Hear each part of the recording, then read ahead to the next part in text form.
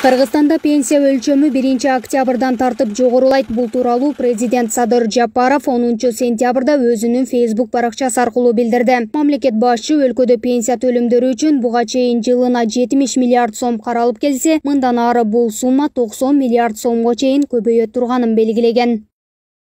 Буга чейин пенсия өлчөмү орточо 200-300 сомго көтөрүлчү. Азыр эми биз бир эле учурда жалпы өлкө боюнча пенсия өлчөмүн 1700-дөн 3400 сомго чейин көтөрүү чечимин кабыл алдык. Албетте, бул идеалдуу сан эмес. Бирок бүгүнкү бюджеттин мүмкүнчүлүгүнө жараша жарандарыбыздын жашоо шартын жакшыртуу үчүн бардыгын жасап жатабыз. Бишкек шаарынын тургуну Анипа Койчунова пенсия өлчөмү көтөрүлөт деген маалыматты уккандан бери үй бүлөбүз менен жетине албай ыраазы болуп отурабыз дейт. Анткени күнүмдүк жашоого керектүү азыктардын баасы кымбат болгондуктан алган пенсиясын жеткире албай, финансылык жактан тартыштык жаралган учурларында жашырган жок. Жылдан жылга биркеден көтөрүлүп, азастан бир 200-300ден эле кошулуп аткан мурунку президенттердин убагында. Анан азыр эми Садыр Жапаров аябай жакшы эмелерди кылып атат, эми жакшы иштерди кылып атат. Анан эми пенсионерлерге 1 октябрдан баштап көтөрүлөт деп атат. Анан эми моундай суммадагы акчаны айтканда сүйүнүп эле атабыз. Эми бирке болсо дагы жок дегенде ошо бир мүшө күнгө жеткидей көтөрүлүп калса да бизге жакшы да. Анан президент эми жакшы иш кылып атат.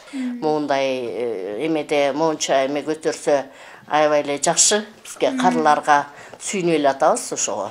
Жарандарга пенсияларды төлөө каражаттары пенсиялык фонддун жана республикалык бюджеттин эсебинен социалдык фонд тарабынан жүргүзүлөт. Мекеменин маалыматына караганда пенсиянын өлчөмүн көбөйтүү былтыркы жылга салыштырмалуу 133%га жогорулатылган. Президенттин тапшырмасына ылайык министрлер кабинети тарабынан токтомго кол коюлду. 1 октябрдан баштап пенсиялардын базалык жана камсыздандыруу бөлүктөрүн индексациялоо жолу менен көбөйтүү каралып жатат. Бул жерде айта кетсек, базалык бөлүгү буга чейин 1780 сом болчу. Азыркы көбөйтүүдө 3170 сомго жеткирилип атат. Башкача айтканда, базалык бөлүгү толук стажы бар биздин пенсионерлерге 1390 сом өлчөмүндө жогорулап атат. Бул толугу менен республикалык бюджеттин эсебинен каржыланат. Буга мындан тышкары камсыздандыруу бөлүктөрү пенсиянын 15%га толугу менен индексациялоо жолу менен көбөйтүлүп жатат. Учурда Кыргызстанда 735 миңдей пенсионер бар. Жарандар эмгек стажына жараша же эмгек стажы жок болсо мыйзамда белгиленген куракка жеткенде гана пенсияга чыга алышат. Мындан тышкары айрым жарандар үчүн пенсияга чыгуунун жеңилдетилген шарттары каралган. Нуркожоевич Садыр келгенден бери не только неме эмес, айлыктар да көбөйүп атат. Иштер бүтүп атат, жумуштар бүтүп атат. İştebegen hökümetler iştep atkан сыяктанат. Эми мурунку президенттердин учурунда бир 5 сомон сом кошуп элди алдыган. Андай болгон.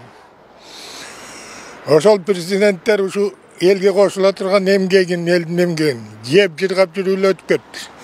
Ушуга ошо иштеп койсо эч жакта Кыргызстан бутуна туруп кетмек экен. Садыр Нуркожоевичке рахмат. Муну ээрчип аткан өкмөттөргө рахмат. Биз азыр мамлекет бар экенине ишенип калдык азыр. Ушул жаңы президент келгени, парламенти, өкмөтү азыр жакшы. Элдин бир 70-80% ыраазы. Бул президентке, өкмөткө ыраазы болуп турган убагыбыз. Анан эми пенсия косулса алабыз, ыраазыбызды айтабыз, ыраазычылыгыбызды айтабыз. Эске салсак, буга чейин социалдык фонддун төрагасы Бактияр Алиев 2023 жылдын 1 январынан тартып Кыргызстанда пенсиянын өлчөмү 7200 сомго көтөрүлүшү ыктымал экенин айткан. Бүгүнкү күндө пенсиянын орточо көлөмү 6100 сомду түзөт. Гүлдана Момунова, Калыс Өмүралиев, Регион телеканалы, Бишкек шаары.